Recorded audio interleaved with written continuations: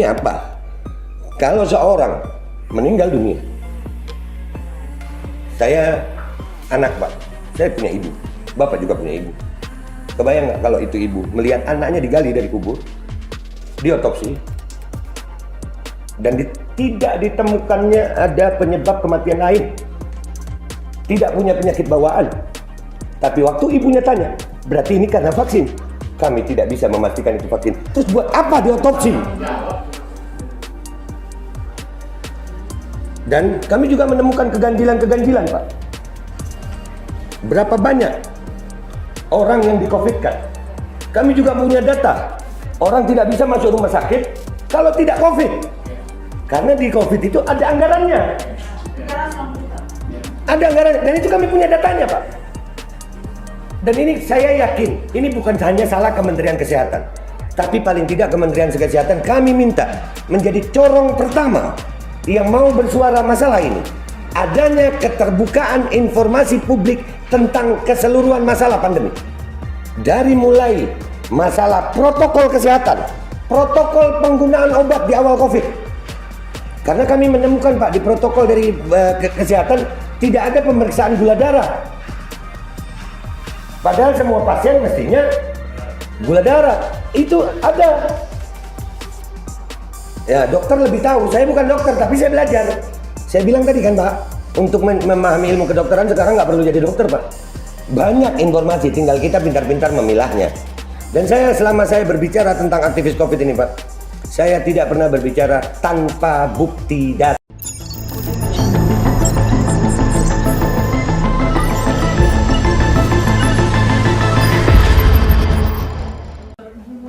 Sambil nunggu Pak Iqbal. Baik, Assalamualaikum warahmatullahi wabarakatuh. Waalaikumsalam warahmatullahi wabarakatuh. Sangat menyenangkan di siang hari ini kami bersyukur bisa ketemu dengan Ibu dan Bapak sekalian. Pertama-tama kami mengucapkan selamat Hari Ibu untuk ibu-ibu Indonesia, sehat selalu dan senantiasa dalam lindungan Tuhan Yang Maha Kuasa.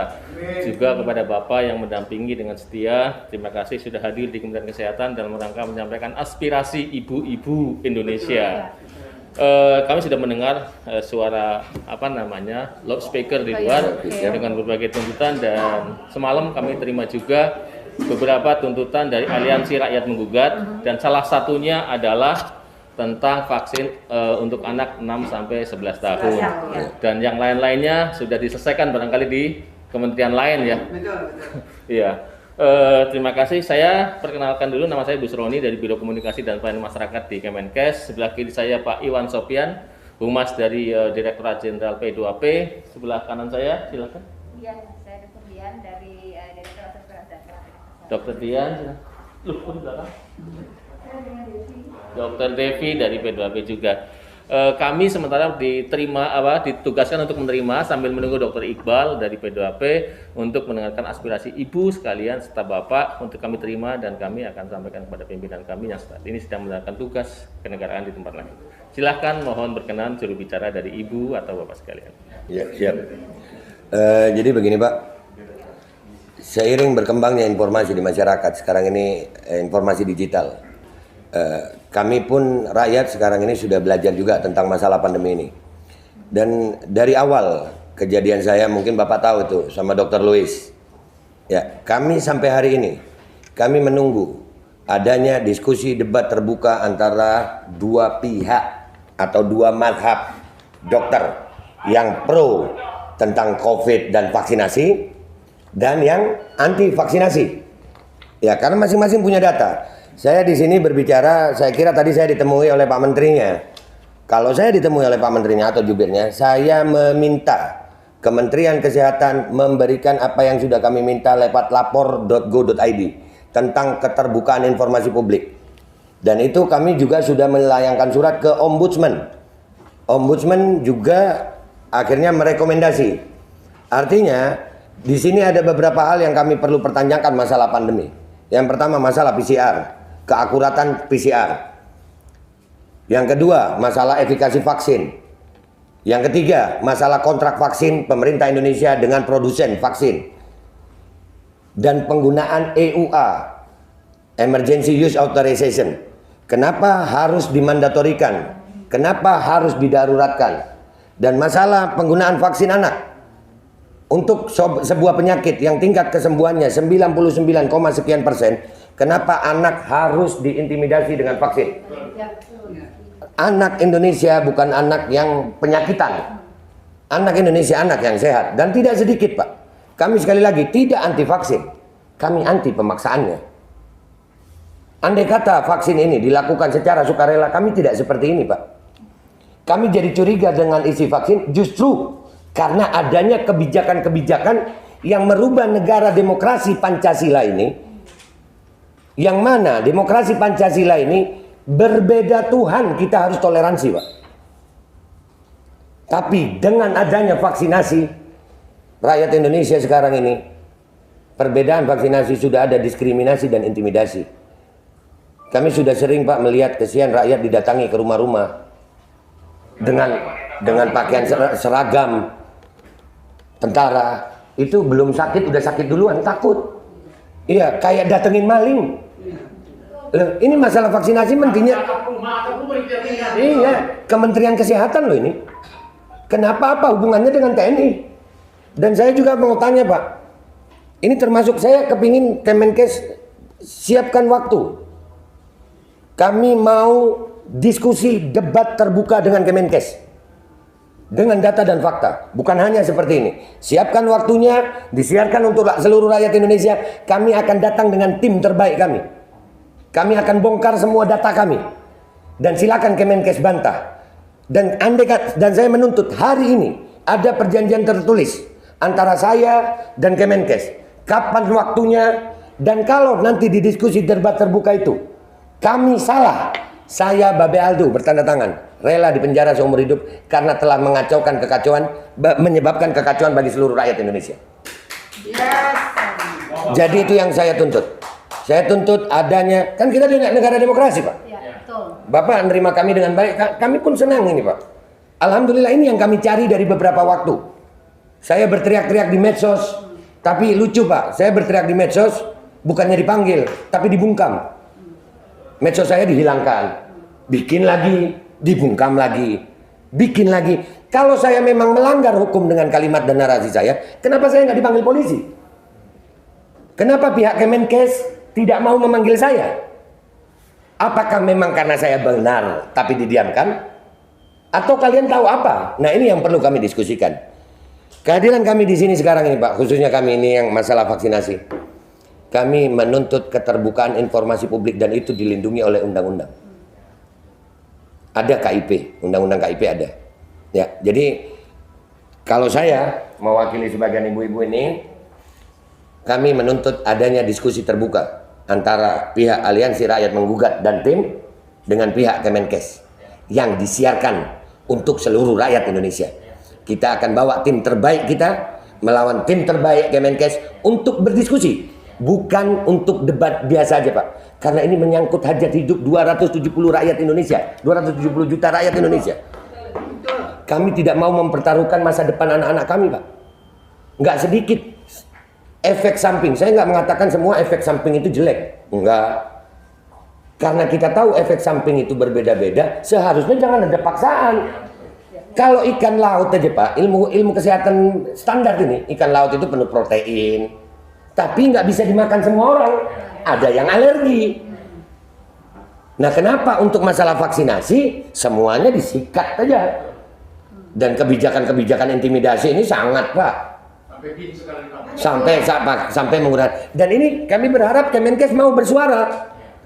Oh, itu kebijakan dari kementerian lain. Bersuaralah kalian. Kemenkes tidak seperti itu. Supaya kami tahu kemana kami mau datang. Tapi kalau Kemenkes diam saja, berarti Kemenkes sejalan dengan mereka. Jadi begitu, Pak. Kapan waktunya kami bisa diskusi terbuka dengan pihak Kemenkes dengan data dan fakta yang disiarkan langsung kepada seluruh rakyat Indonesia, supaya rakyat Indonesia mendapatkan kejelasan informasi, keterbukaan informasi publik. Banyak, Pak, pertanyaan saya ini. Cuman saya yakin nggak bisa diselesaikan sekarang. Masalah PCR, masalah efikasi vaksin, masalah kontrak vaksin. Kenapa vaksin harus dijaga dengan kendaraan tempur? Bahkan kalau ngirim vaksin ke Bandung itu jalan tol di steril, Pak. Pakai barakuda dan di steril itu jalan tol. Ya, dan kenapa kenapa kalau memang tidak ada pemaksaan kok sampai ada intimidasi menggunakan aparat dengan seragam lengkap? Iya, listrik rumah diputus. Ini sudah terjadi di masyarakat. Dan kami juga menemukan banyak orang-orang yang akhirnya Pak dapat efek samping negatif. KIPI. Ya, dan ini minta maaf Pak.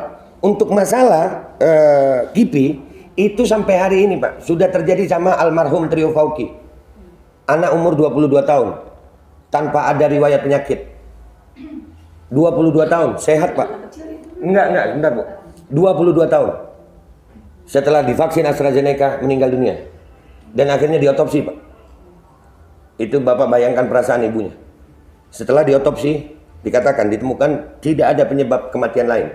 Tidak punya penyakit. Tapi begitu ditanya, apakah ini efek vaksin? Pihak dari Kementerian Kesehatan bilang apa? Kami tidak bisa memastikan ini vaksin. Terus apa Pak? Terus apa ini? Ini apa? Kalau seorang meninggal dunia,